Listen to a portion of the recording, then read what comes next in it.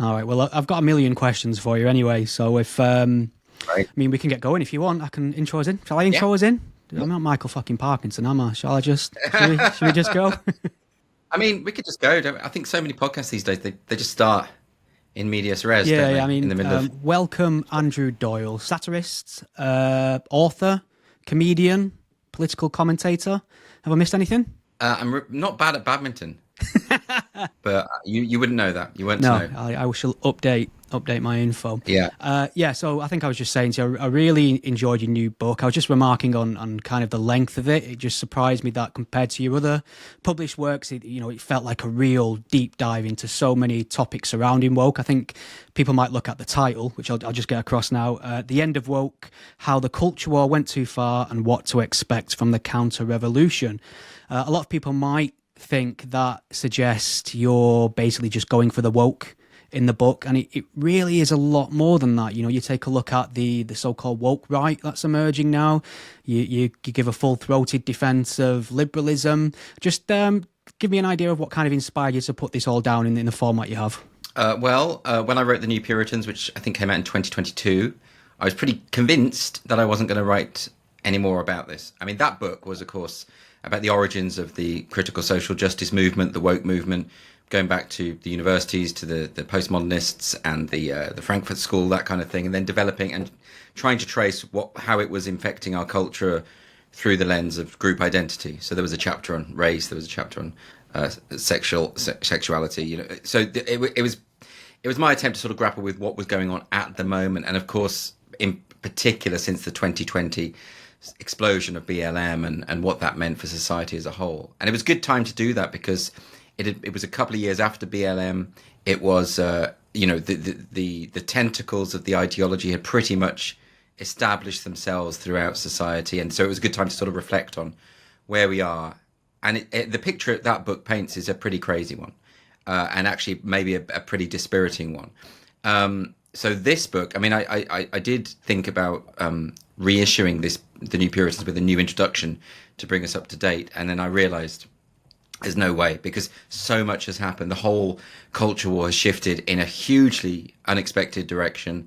There are so many new avenues to explore, and so what I said to myself is, okay, this is the last time I'm ever going to write about it.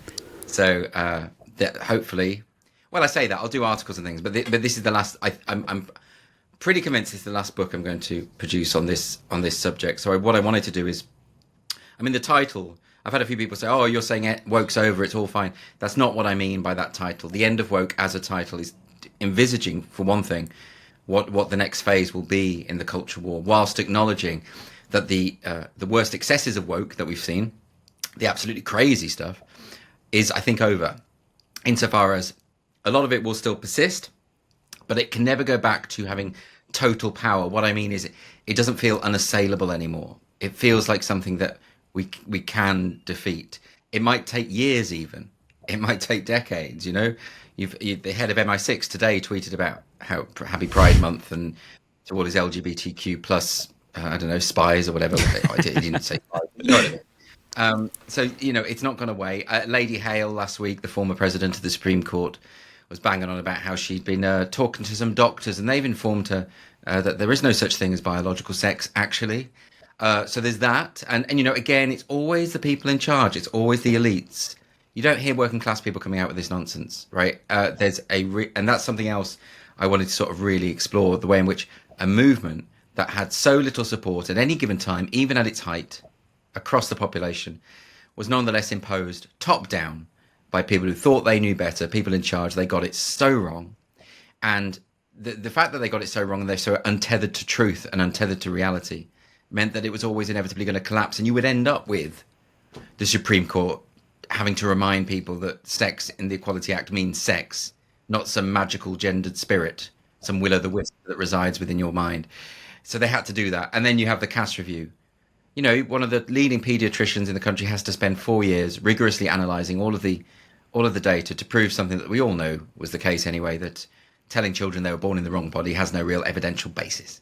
So, but you have to do it. You have to go through all that. It's the same reason what I mentioned in the book. Richard Dawkins had to write a book presenting the case for evolution all over again. I think it was called The Greatest Show on Earth. It's on my shelf behind me, in fact, yeah. Yeah.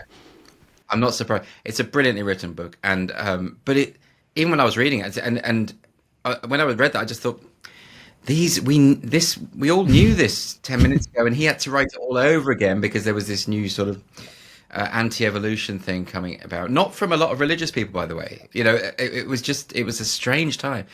And then I mentioned Sharon Davis writing her book about how men shouldn't be in women's sports.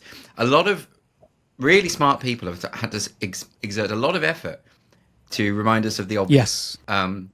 And we're now at that point where the message is getting out. I suppose that's what I mean. And so the culture war, whatever happens next, is not going to be the same as we've seen before. I think it's going to be something different. This is the first phase, I think, of the end of woke. And I say that as, I suppose, a more of an aspirational thing rather than a prophetic thing, because I do make the case in the book, I do make the point that I don't know for sure. The woke could re-emerge in a new guise. They've often done that. They're very adept at modifying language, playing word games, coming back in a Machiavellian way. They're very adept at that. So they could shapeshift. Or it could be something from the right. I'm seeing a huge rise in white nationalism, anti-Semitism. Just today, I saw some crazy tweet about, the usual thing about how the West is degenerate, and that's evidence that it would have been better if Hitler had won the war. And this person has said it absolutely explicitly. Now, of course, you get all sorts of crazy stuff on Twitter. There's, that's nothing new. What bothered me about this is I'm seeing that kind of thing in my feed a lot. In that For You sidebar. I don't follow these people, but it comes into my feed, and then there are thousands of people saying yes, absolutely, and saying this is right. There's a huge contingent on the right that have reached the same conclusion that the woke left have reached, which is that, Churchill was the true villain of World War II. We live in a degenerate society. Even this leaked private tape of Glenn Greenwald that's been doing the rounds, and all these people saying, this is degeneracy. This is, we can no longer trust his journalism, all this sort of stuff. And what he does in his private life is absolutely nothing to do with you. For me, the concern is, why are you watching it? Yeah. If that comes up on my feed, I'm not going to watch it. It's none of my business. And if you do watch it, that's on you. Like, you're the one who's degenerate. Like, what is it your business to go into other people's private life? Whoever leaked it has no moral basis at all, no moral compass whatsoever. But anyone watching it, I think, is also participating in what is, let's face it, a criminal act. Not what he did. The people leaking it is the criminal act. I have to be absolutely clear about that. But people talking about how degenerate he is, you can't trust. Like, who the hell? What? This is, and it's coming from the right. It's getting really, really prominent now, and I'm seeing it as well. Of course, you'd always had that from the Christian right in America, and they'd always say these books, these films are degenerate. They always use that word as well. And they always say this representation is right. That's why there's a chapter in the book on the arts, because I think that the arts have been attacked and assaulted throughout history from all sides of the political spectrum, from traditionalists and progressives everywhere. The woke hate the arts unless they are reduced to propaganda for their message, and then the right wingers hate the arts if they think that it, for the same reason, it doesn't depict the world as we would like it to be. So yeah, the book's looking at what happens next, where we go from here, and it's outlining various possibilities, and I suppose I'm trying to suggest a solution. Yes, that's very important as well, because obviously there's a lot of polemics out there on woke ideology and stuff like that, but you are laser focused on what the solution is to these problems, which we'll get to. And I really want to touch on sort of the re-emergence of homophobia and sort of woke homophobia that you touch on. I think you talk a little bit about the schism in gender critical circles, which I know kind of affected you personally. But I suppose I was surprised at how up to date your book is. To be honest, I don't know anything about publishing, but I assume there's somewhat of a lag between handing in your final draft and it being published, but it was really quite up to date. But obviously, in this sphere, it's almost out of date within hours. And something I feel like would have been in there and sort of was in there in terms of like a previous incident was the comedian Andrew Lawrence, who I know you know, caused a lot of trouble a while back with some online jokes. What was that in response to the first time around? Now I forget. Well, there's been a number of things with Andrew. The first time was when he put a post on Facebook criticising the likes of the BBC for prioritising diversity over talent on comedy panel shows, which was true.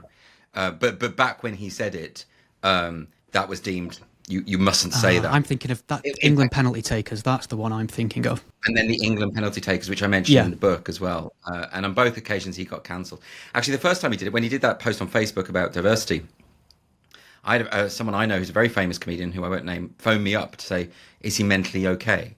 As in, has he gone mad? That's very telling, isn't it? Isn't it? So there's that.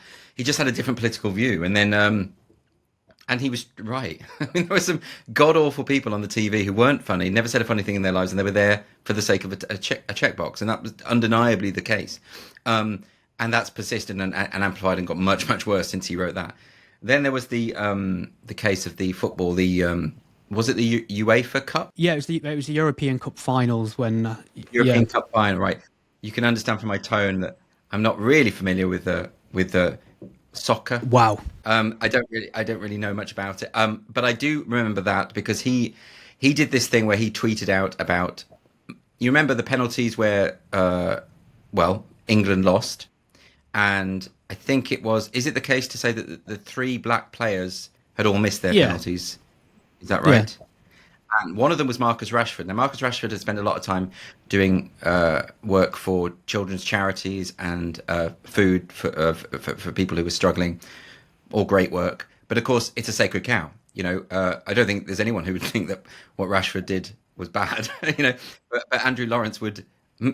That's his style of humour. That's a sacred cow. You go, you slay the sacred cow. So he mocked him, saying, "I wish he'd spent more time practicing on penalties than virtue signaling." Right now, first mistake that people make is to take that at face value and to take it as, that's Andrew Lawrence's literal opinion of, right, he's a comedian putting a joke out there, that's what he does, and if it irritates you, that's part of the point. And he's also, I suppose, making a point about the woke virtue signaling of the England team, and all sorts of other things are going on there at that time in that context. And people started accusing him of being racist because he'd criticised or mocked a black player. And now what you do in a stand-up club, if you're that sort of dissident comic as Andrew is, that kind of individual who plays with misrule and that kind of thing, if someone accuses you of something on stage, you double down on it, right? That's what you do. So, I've seen it a million times in live comedy, and it's very funny. Because it means the thing that they thought they saw, which wasn't there, because they've taken a joke at face value, you then act as though it is real, and you throw it back at them. And you are therefore mocking the stupidity of the initial heckle. It was really funny when I was reading this bit in the book, because a little part of you must die inside every time you have to explain a comedy formula and how punchlines work and things like that. But the pattern that he engaged in with that joke was exactly to the letter the same pattern he engaged with in this new joke he's made about the incident in Liverpool. Yeah. So I mean, it was really interesting to see how you can basically put a paint by numbers comedy formula down to prove that it is comedy, and he fits that every time, and people still are convinced he's deadly serious. Absolutely, it's so weird to me. So he did. Obviously, there was that. I mean, he started, with the football when he started talking about how, what can I say? It's not my fault that black people are bad at penalties. Now, the idea that he literally means that it's so numbskulled that I don't even know where to begin there. He's doing the thing I'm describing of the deliberate doubling down, and which is very funny, and it's better than the alternative, which is to apologise and say, "Oh, I didn't mean it." Why should he do that? It was a joke. What's he got to be sorry for? So then now you get this thing about Liverpool, where this was last week, wasn't it? Where he. It was after the Paul Doyle affair, where this guy allegedly, I should say, drove into a crowd in Liverpool, and some people were injured. No one died, thankfully. And Andrew Lawrence said, if I were in Liverpool, I'd drive through crowds to get the fuck out of there as well. And of course, if you are reading that as a literal statement of truth, it's horrific. Like, what kind of monster would want to drive through? But it's a joke.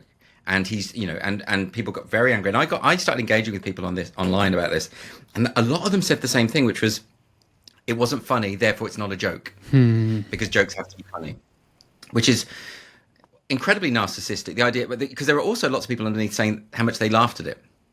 So we know already that it is a joke. Even if no one laughed at it, you can see that it's structured as a joke. As Simon Evans pointed out in his article about this is an old variation on the, isn't this town a bit of a shithole formula, right? It's it is a joke objectively, that cannot be disputed. So all the people saying because I don't find it funny, it's therefore not a joke. Well, that's your narcissism you have to reckon with, because your individual sense of humor doesn't set the benchmark for what constitutes humor or not. Okay, so that's the first thing that you've got to get over. And then, of course, because he got bombarded by actual threats of violence and death from a lot of people in Liverpool, he carried on slagging them off. And he just kept doubling down. He's done a video about them called Whinging Scousers or something. Balls of steel, I have to say. Yeah, absolutely, absolutely. And he'll keep going because the reaction of people en masse taking it earnestly, taking it at face value, is so stupid and therefore funny in of itself, that the more they react in this way, the funnier it is. And so he'll keep going.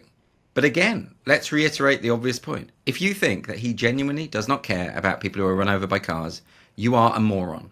You just are. And you'll probably never get it, and you're humorless as well. And what you can say is, I think it was too soon. It's too upsetting. I find that emotional, not funny. Therefore, I find it's in bad taste. Or you can say, I don't think the joke is funny. A lot of people have said that. You can say all of that is legitimate. Not finding it funny, thinking he shouldn't have said it, criticizing him for it. It's when you go the step further and say, it wasn't a joke. Or you say, we're going to beat you up. Or you say, this person should have their gigs cancelled. A number of clubs have said they're never going to book him again. Weirdly, it's clubs that haven't booked him anyway for the last 10 years, like the Comedy Store London. And so who cares? It's just empty virtue signalling. That's all that is. But then also, that disturbs me. And then they should be critical. I mean, comedy clubs that say they're not going to protect artistic freedom. They're going to ban comics for jokes. Last time with the football case, he lost his whole tour and his agent. He got dropped. So any comedian supporting that isn't really a comedian, or isn't really interested in the craft of comedy, and certainly hasn't understood what he's about. I mean, there is a chapter I've done about comedy in the book, and I talk about people like Lenny Bruce, and I talk about these Lords of Misrule, and Andrew Lawrence is very much one of those. And I try and again, it's that thing of, well, when you have to explain it, that's probably the least funny chapter in the book. Because you have to try to explain Jerry Sadowitz, for instance, you have to bear with you on that.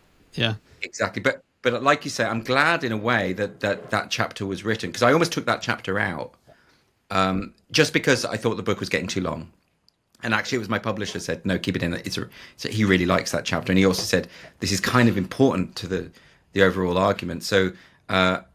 That's why the book's long, because it's still in there. But it's good in a way that it's happened again. And like you say, to explain about the publishing, I mean, I handed the first draft of this in August, maybe, but like towards the end of last year.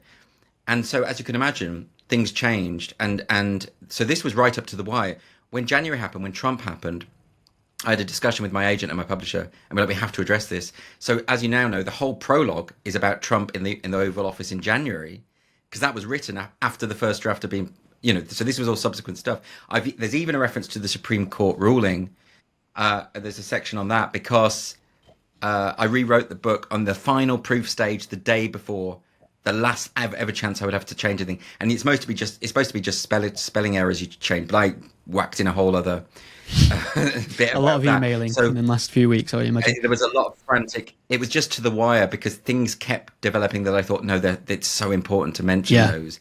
And no doubt there will be things now that keep happening and they cannot be in the book. At some point, you've just got to, that's the cutoff. But actually, I'm glad I got the Supreme Court ruling in, and I'm glad I got Trump in and the executive orders and all that. So that I feel like now there isn't much that can happen that will change the key argument of the book, I don't think. I mean, keeping on this topic of comedy, because I'm a massive fan of comedy. I mean, sounds silly to say, I can't, who doesn't like laughing? But I really appreciate it as an art form, and I think it's important as well in a lot, or it can be, if it's targeted in the right way or at the right time.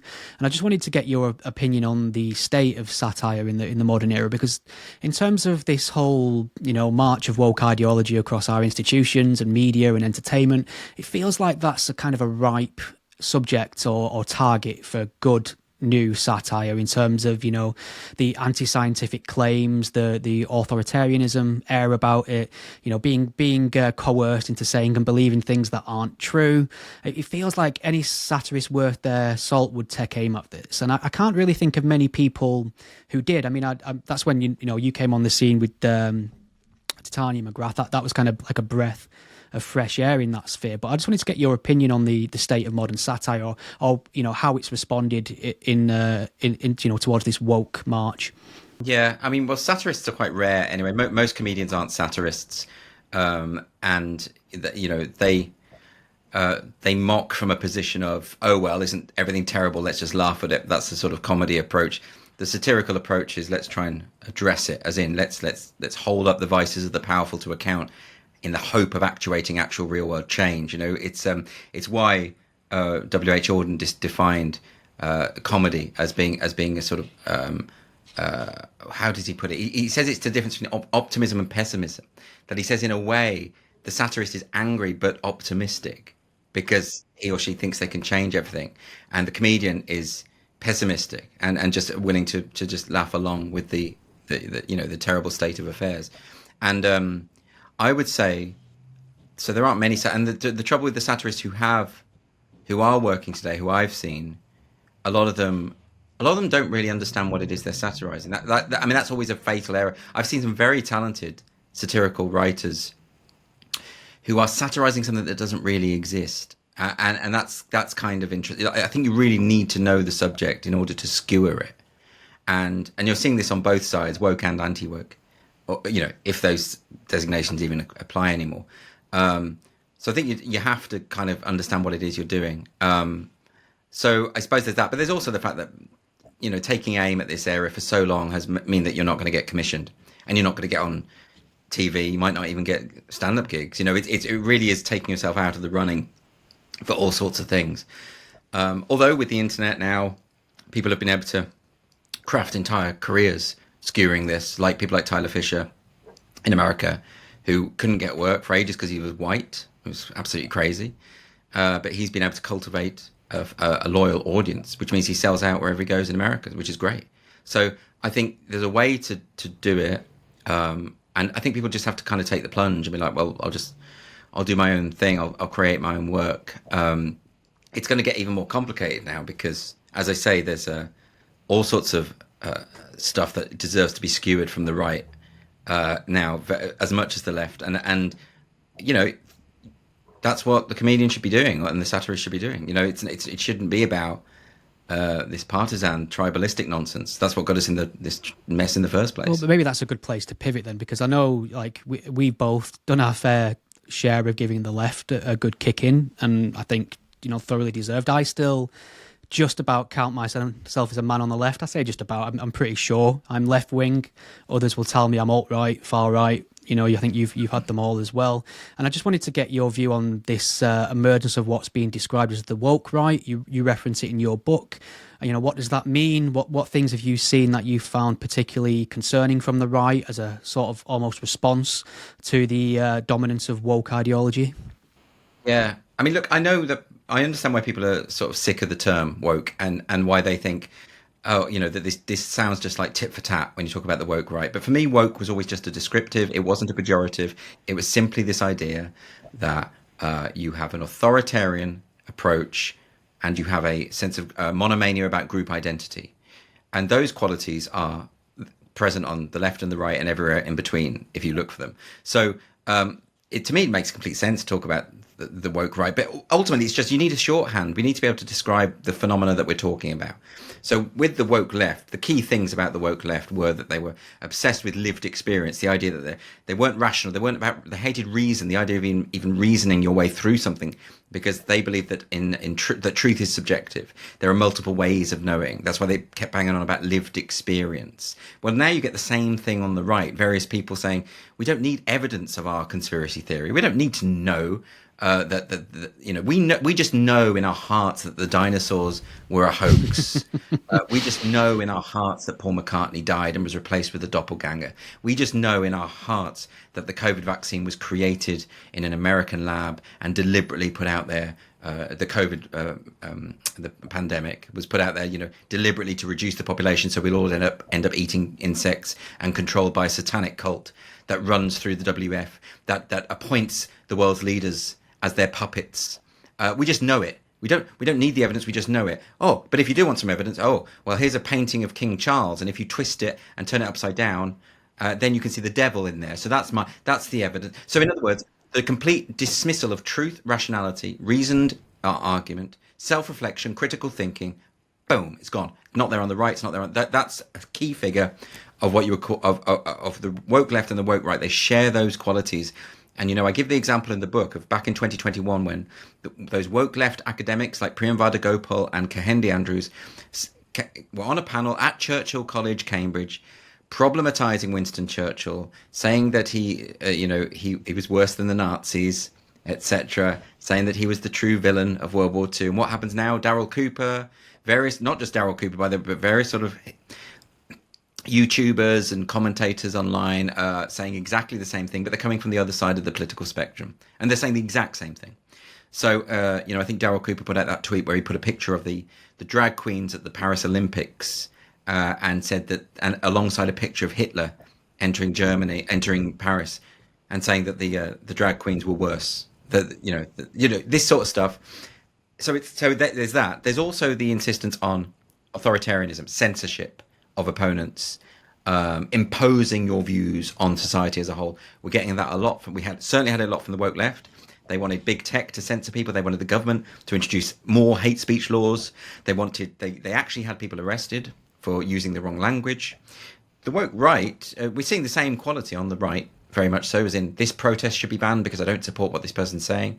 This person should be deported because I hate what they've got to say. Yeah, custodial sentences for burning the American flag, things like that. Which Trump has explicitly called for. Elon Musk even had to tweet out saying, I'm getting so many requests from right-wing accounts saying, can I just ban the left-wing accounts? And he said, I'm not going to do that. So the idea, we've definitely seen cancel culture on the right as well.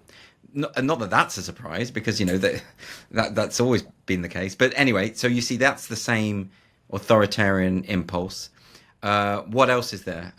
There's the obsession with group identity and and the connection with the victimhood. So during the woke era, obviously, to be a victim enhanced your status and gave you power. And of course, there were a lot of cases where white people were discriminated against. Absolutely, that did happen.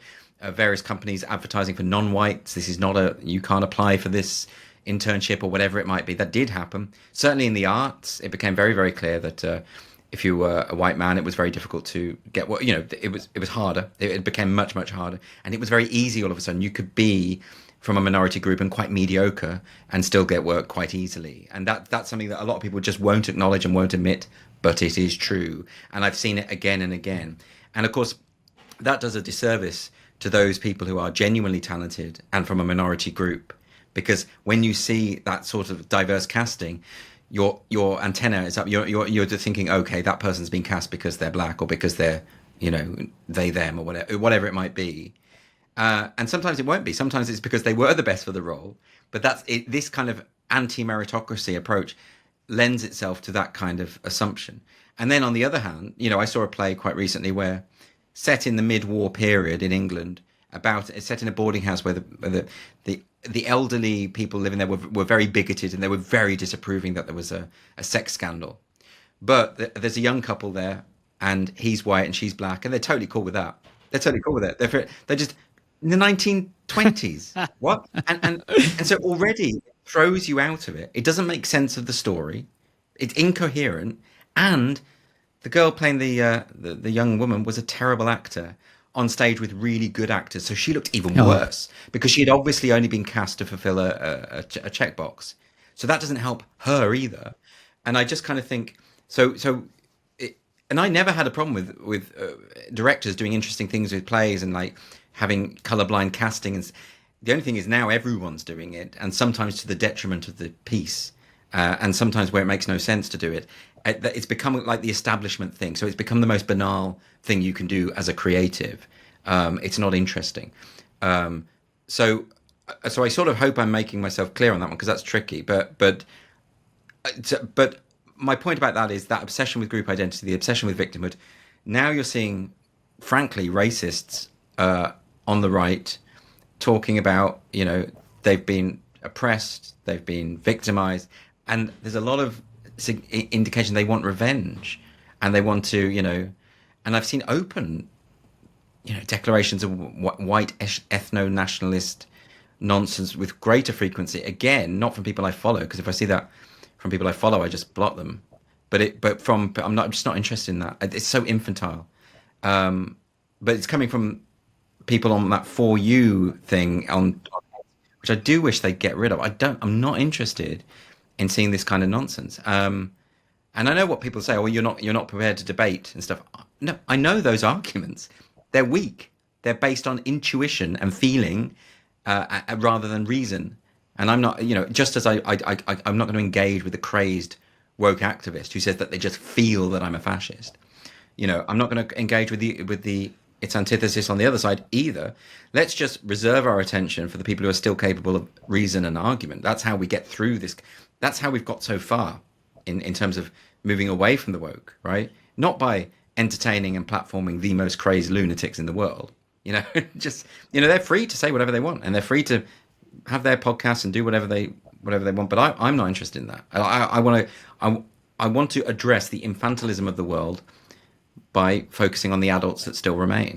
It's a good answer. I mean, I definitely want to get to, the cause of liberalism as a solution to this, but I thought I might swing by another topical event because you touch on Islam in your book, which I always appreciate. I always think it's quite brave when people speak honestly about that religion in terms which are objective and fair and obviously not incendiary, and you kind of talk about the fact that Islam's been treated as or adherence to Islam has been treated now as an immutable characteristic in the law almost, and we're kind of recording this now with the backdrop of a man just having been convicted, I think, for a religiously motivated public order offence, perhaps for burning a Qu'ran in the streets of London. Now the judiciary have gone to pains to argue this is not related to blasphemy in any way, but it feels like a distinction without a difference to me. And I just wanted to get your opinion on, first, obviously, book burning as a form of protest, and secondly, the plight of this gentleman who's now been convicted for it.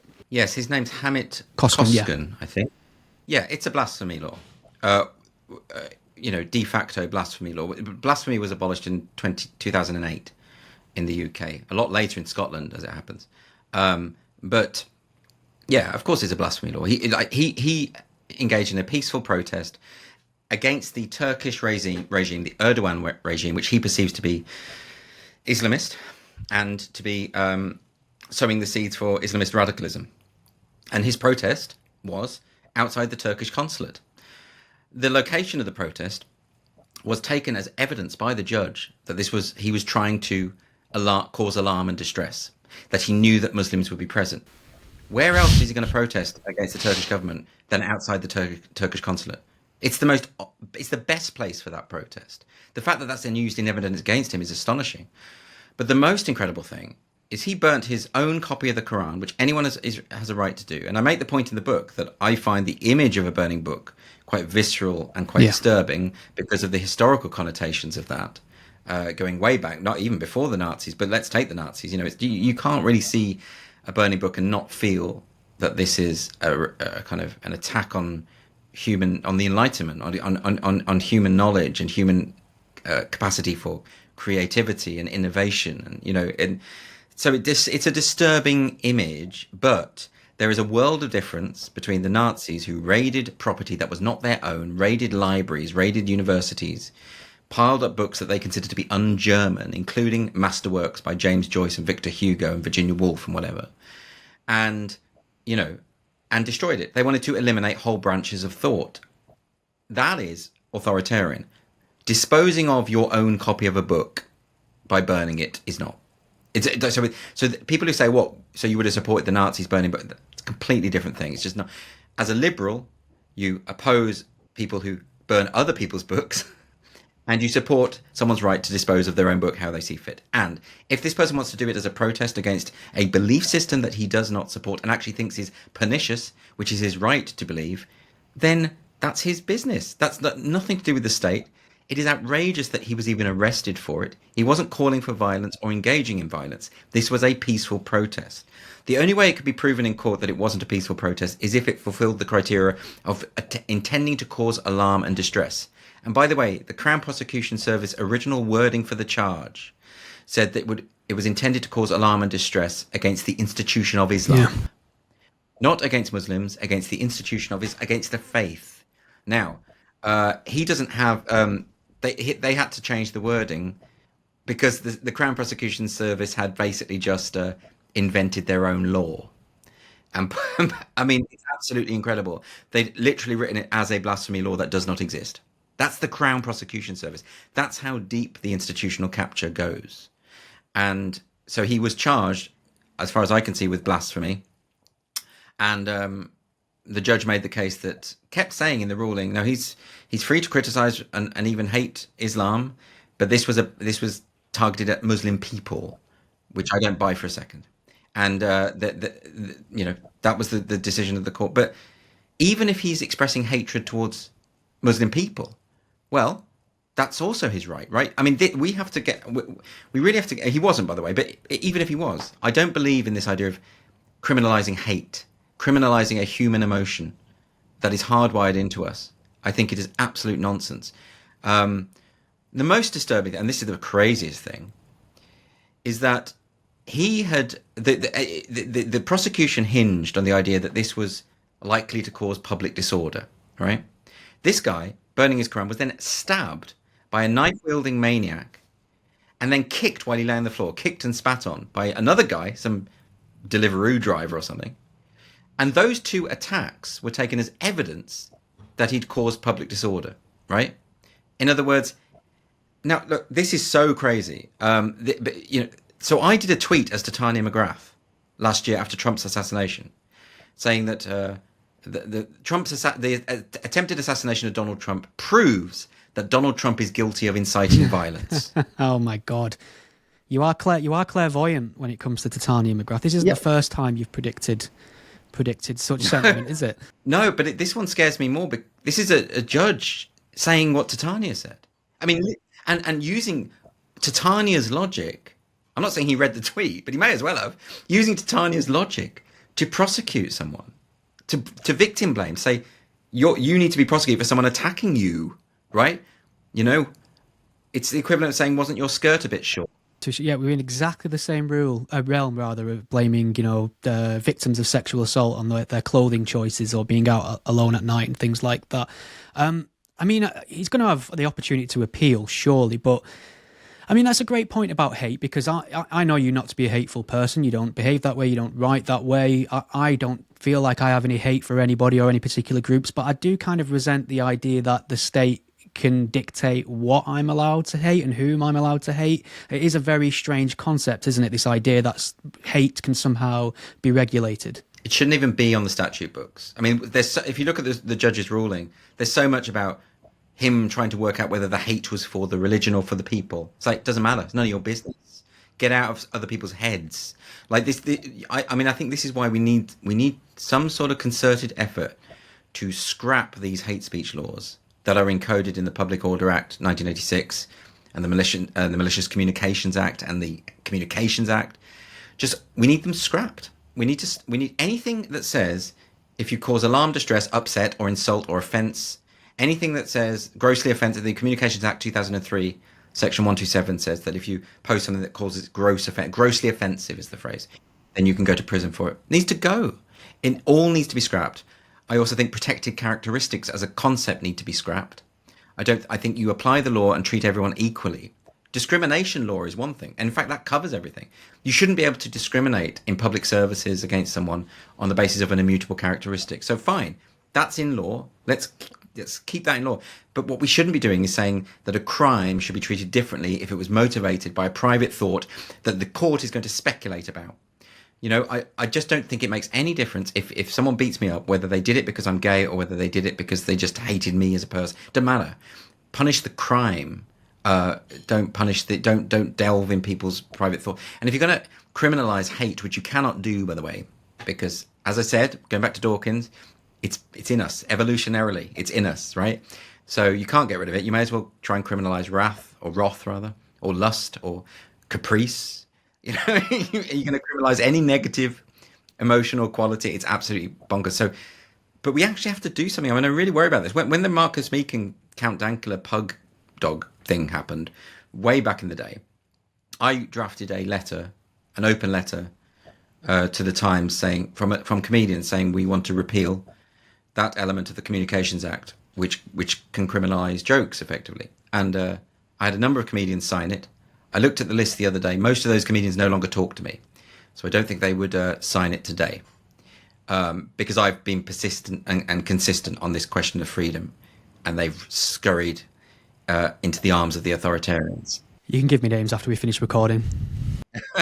Yeah, I mean, it's not my place to say name. You know, that was a private situation. But the point is, and the Times never published the letter. You know, if they published the letter, then the names would be in the public domain. But they're not. So that's a private matter. But my point is that, you know, and that in itself is disturbing. That there's been such a shift that it was hard enough, actually, even at that time, gathering 30 odd signatures. It's hard enough. People were saying, "Oh, they're nervous about it, but I guess I should," that sort of thing. Whereas now, it'd be much, much harder to get even 5 names. But I think we need to, and I think, you know, we've got more and more pro free speech voices. We've got people like Toby Young now in the House of Lords. We've got Claire Fox now in the House of Lords. People willing to stand up and make the case for free speech, who are often derided by a lot of the other lords, but they do it anyway. And I think I'd love to see more of it in the House of Commons. We're not seeing much of it at all. I'd love to see someone stand up and call for the repeal of all these hate speech laws, but it has to be done. And, you know, blasphemy, I mean, it was disgusting when Tahir Ali stood up and called for a blasphemy law in Parliament, in the Commons, and said we need to ban the desecration of holy books. He specifically mentioned the Qu'ran because, let's face it, that's what he's talking about. And instead of saying, absolutely not, we live in a free society, Keir Starmer fudged it and just said, oh, I of course, this House condemns desecration of a holy book. Well, why? I mean, you know, if you don't believe in that holy book, it's just a book. You may as well be saying, I condemn the desecration of a Harry Potter book or something. It's like it's only holy if you believe in the God that it pertains to. So what's going on? So we need a greater political will to restore free speech. We don't have it at the moment. I think it's absolutely... I mean, to hear Keir Starmer sitting in the Oval Office saying, "Oh, we have a very proud tradition of free speech," and bullshit, like, bullshit, yeah. And I've rather enjoyed, you know, some prominent figures in America using their platform to kind of shine the light on us and basically give us a bit of public shaming that's been long overdue, for sure. I mean, I keep threatening to get onto this topic of liberalism now because I'm always pretty much delighted when I see that championed as a solution to ideology. Because obviously you spend enough times in sort of anti-woke spaces, you get to some very liberal opinions, and that always kind of turns me off in a big way. And so I'm pleased to see you give a full-throated defence of liberalism as a solution. But I just wanted to get your idea. You do lay this down in the book quite well, actually, but what do you class as liberalism? Because obviously people have different definitions. The word's got a bit of stink on it at the moment. It's perceived differently across the pond. What does liberalism mean to you? In my book, I do sort of outline in bullet points the key aspects of what I perceive to be essential to liberal thought. The reason I do that is because, as I've outlined in the book, all the liberal thinkers of the past disagreed on one point or another, and there is no universally accepted definition of liberalism. So many of the arguments about this end up descending into, well, that's not real liberalism or whatever it might be. So what I've done in the book is I've outlined precisely what I consider to be the key liberal values and explain why, and explain their background, the tradition. And I've tried to focus on those elements of liberal thought that most of the great liberal thinkers agree on, right? So, and the bullet points, I'll just read them to you now. Individual autonomy, social responsibility, freedom of speech, assembly, association, belief and conscience, civil rights and social progress, meritocracy, rationality, democracy and accountability for those in power, and equality before the law.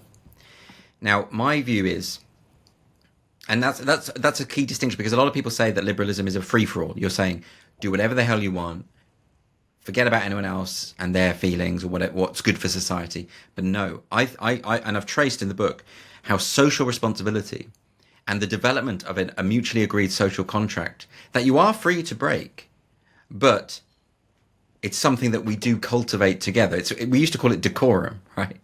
You know, no one goes to prison for breaking the rules of polite society, but they do provide a framework when they have been mutually agreed over time and developed over time, which creates a high trust society. Yeah, it's actually a very positive thing. And so that misunderstanding of liberalism, that it's just a free for all, even if you go back to your Mill, I mean, John Stuart Mill makes this point very clear. The key element of liberalism is that you can do whatever you want, say whatever you want, behave however you want, right up to the point where you encroach on the rights of others. That seems to me like a pretty solid benchmark. And of course, you're not encroaching on the rights of others if you step outside the social contract necessarily. So liberalism does give you that freedom, but it also frowns upon it. So I'm very clear about what I mean by liberalism, and I talk about if we could attempt these things, and it hasn't ever really been tried. And I know that gets me, because people will say, because there's the old cliche, real socialism has never been tried. But of course, real socialism has been. Yes. Tried. But you have to name me, if you can, a society that has ever implemented all of those or followed that framework, because it doesn't yet exist. So I think it would be a good start. Yeah, I was pleased to see you quote the late great Christopher Hitchens on that. I'm always grateful to see a Hitchens quote somewhere. I mean, I suppose the critics of liberalism will say it's not a tool that's sufficient to deal with the modern problems that we've got. They'll obviously point the finger at Islam. They'll talk about liberalism in a way like, it's kind of like trying to take on an MMA fighter with beat poetry or something. It's only really valuable if everyone's playing by the rules of liberalism, which a lot of groups and identities are not willing to do. I mean, how do you respond to that sort of criticism? It's the last point of those of the bullet points that I just mentioned. It's equality before the law.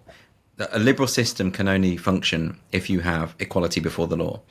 Now, we don't have that, because obviously we've had police turning a blind eye to crime when it comes to racial demographics, when it comes to the grooming scandals, the obvious example of that.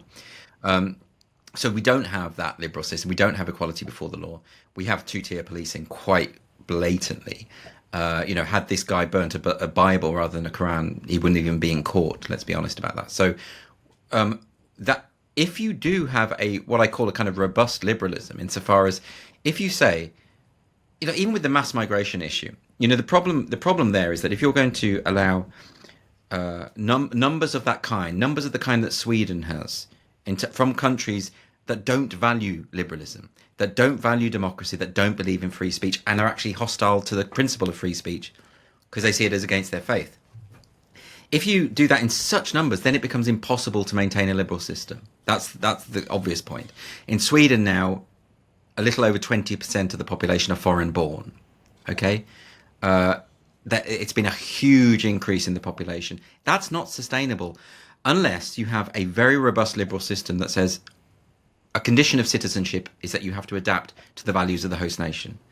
And that includes the rule of law. Now, that hasn't happened. In Sweden, there's the case I mentioned of the asylum seeker who almost killed an elderly woman by dragging her down the stairs trying to steal her necklace. And he'd been prosecuted over 20 times, convicted. Since arriving in Sweden, he'd served prison time for rape. Why is he there? Right? This isn't rocket science. It's not illiberal to deport criminals who you have granted temporary citizenship to. That's not illiberal. This is a misunderstanding of what liberalism is. In fact, I would say it is illiberal not to. Because what you are doing is you are prioritizing this individual's rights over the rights of that elderly woman and other people in society who don't deserve to be victims of crime. So the true liberal solution is to say, is firstly to have a sensible migration policy so that liberalism can be maintained. Okay? And once you have that, to apply the law equally. Don't say to individual communities, you can live in your own communities with your own parallel systems, your own courts. There are over 80 Sharia courts in the UK. Don't do any of that. Don't say, in this particular area we won't necessarily put English up. The shared language is a guarantee against elitism, and it's a means to support everyone within a culture and create and maintain that social contract that I was talking about. Multiculturalism has been a disaster. It has involved the obliteration of the social contract. It has depleted. We no longer have a high trust society. Sweden is absolutely gone, I think, insofar as, I mentioned in the book when I was last there and speaking to very liberal Swedes, that they're all very pro-migration. They don't have a racist element to them. And they all told me the same story, which is that they got it very wrong. And now Sweden is, with the exception of Mexico, is the country with the highest number of gun and bomb attacks of any country not at war. And it used to have the famously low crime rate and famously high trust society. It's gone. And I suppose the point I'm making about liberalism is we need to assert it now before we become Sweden, is what I'm saying. Because what happens when a country does go too far? Well, then I suppose you're in the realm of, do we need an authoritarian solution now? As in, do we need to gather people up, put them into camps, all of that kind of stuff? No one wants that, right? Don't create those conditions, is what I'm arguing.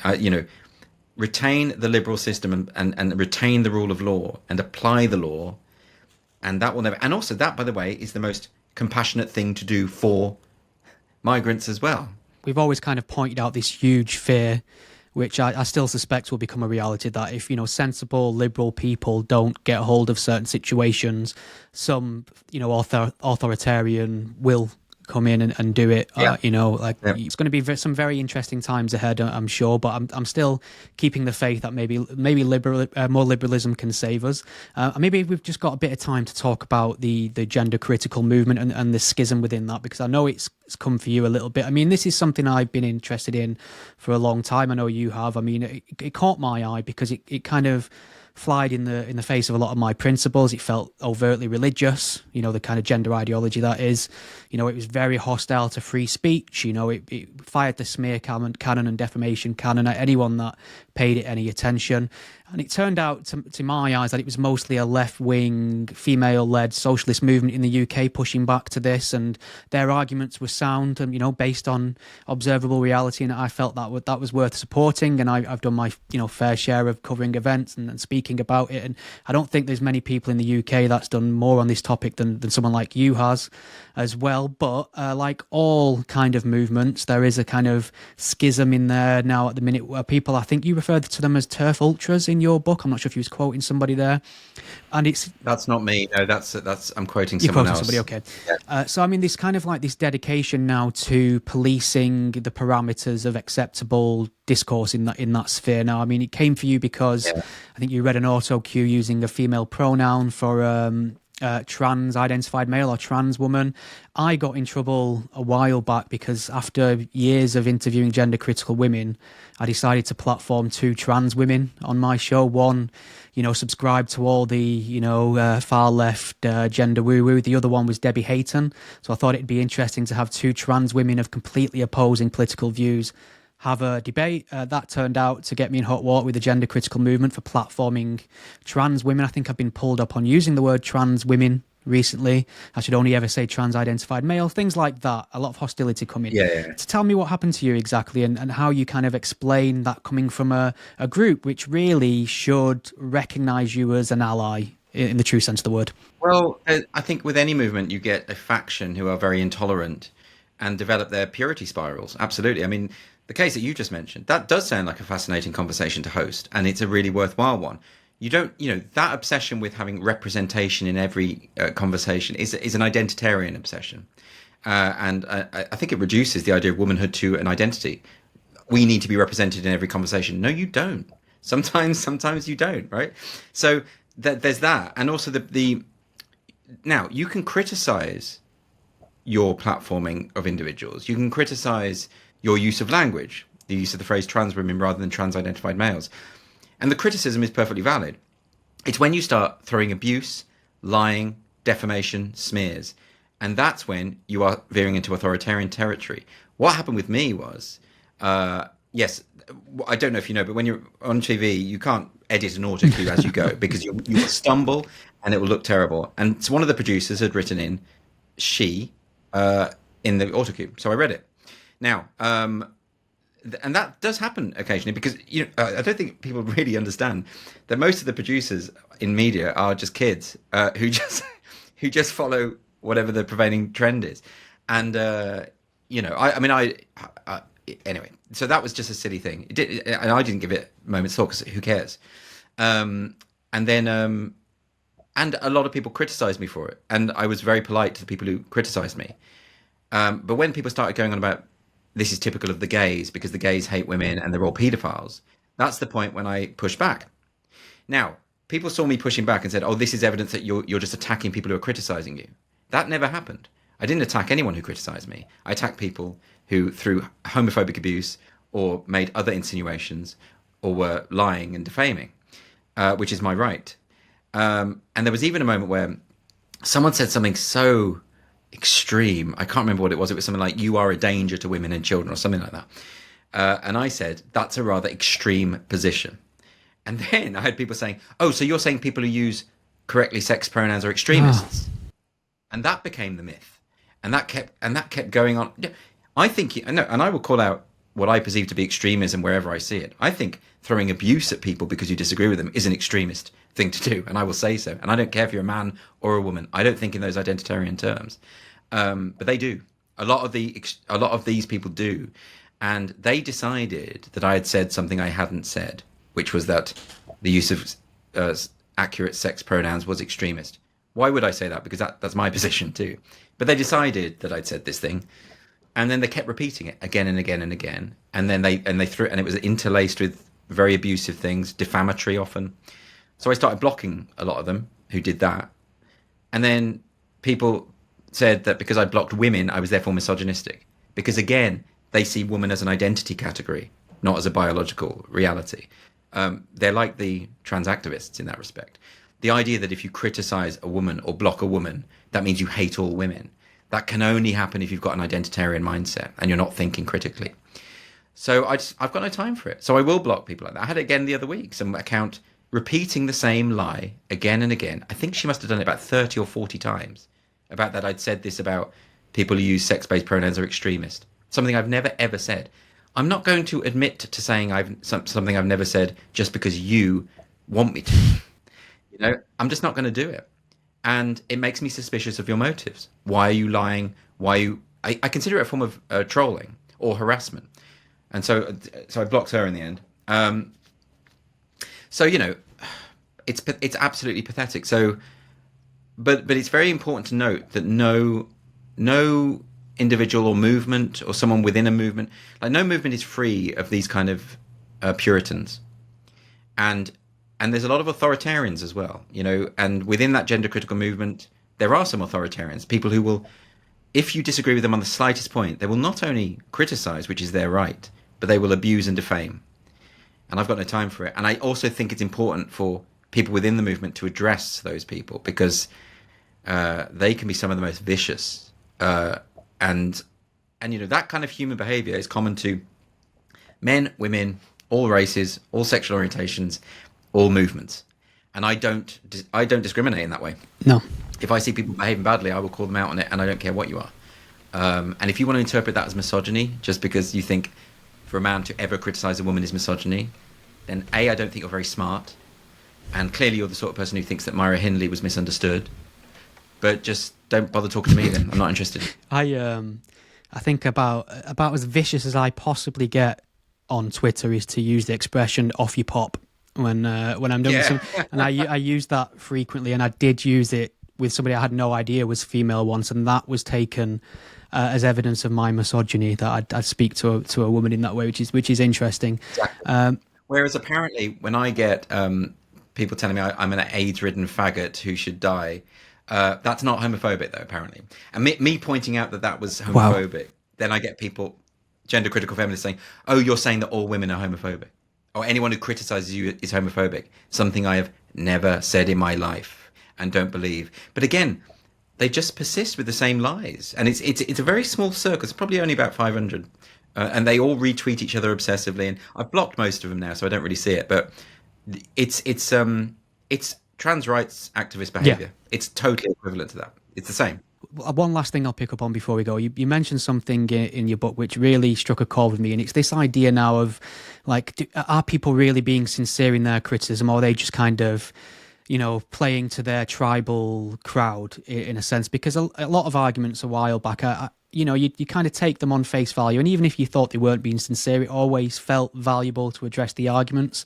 I am finding myself increasingly more saying, you know, do you really believe that? You can't possibly believe that now. And I suppose where's that line now, and what kind of motivates somebody to go to bat for an idea they don't believe in? So difficult, isn't it? Because I would have thought it's impossible for any intelligent adult to believe that human beings can change sex. but apparently a lot of them do. You know, let's take the Lady Hale thing. She can't be stupid. And well, she obviously isn't. She's obviously very intelligent, and she's talking to doctors who are obviously very intelligent, but still they're coming out with this insane stuff. And I think they must believe it, therefore. But that's why I always err on the side of believing what people say. Sometimes it goes too far. Sometimes people say such extreme things. But on the other hand, I don't think we need. There's no obligation to engage with everyone. Like that's the thing. Like, our time is finite, and I have come to the conclusion that we just need to focus on those who disagree with us, but can do so politely without hurling abuse. What's the point in talking to someone who is? It's like trying to reason with a toddler. Why would you waste your time? What's the point of that? And we can get a lot done if we just work around the crazies and focus on the people who are still open to reason. And a good example of that is Wes Streeting, who's the health secretary, who, at one point was fully on board with the gender identity ideology, but because he sat down and spoke to people and heard the arguments, because once someone does that, it's going to be very hard for any intelligent person not to conclude that gender identity ideology is an anti-gay, anti-woman, and very dangerous ideology, right? So, and he has come to that conclusion, and he has banned puberty blockers, and that only happened because we had conversations. But if you'd have taken the kind of, if you'd have screamed abuse at him saying you must come around to my point of view, that would have never happened, would it? So my view is, talk to those who are capable of conversation and ignore the rest. That's a great point. I think I had a similar journey. I think when this whole debate kicked off years and years ago about who uses what toilets, I felt that it was a bit of background noise. I didn't really understand it. I think my position was just let me know where I can piss and I'll be happy with that. And you kind of realise that's a very myopic, self-centered viewpoint of the entire thing, and it just takes sitting down and discussing the concerns with people to kind of change your mind on that. Andrew, we've just done an hour or so. I really enjoyed the book. I think it is definitely your best piece of writing, your best book. I'm not just saying that because some incredibly smart, handsome chap named Stephen Knight was quoted in there a couple of times, which I'm grateful for. I really enjoyed the bit on your grandfather as well. I found that quite touching. Handsome chap as well. Picture in there made me think of my own granddad as well. So I'm happy to tell people to go and get it now. It's out, isn't it? May 29th it came out. It's out. I really appreciate that. Thank you for that. And I'm glad that people seem to like it because it was a lot of work. Yeah, it's always great to catch up. Hopefully get to see you at some point this year. Hopefully. Thanks, Stephen.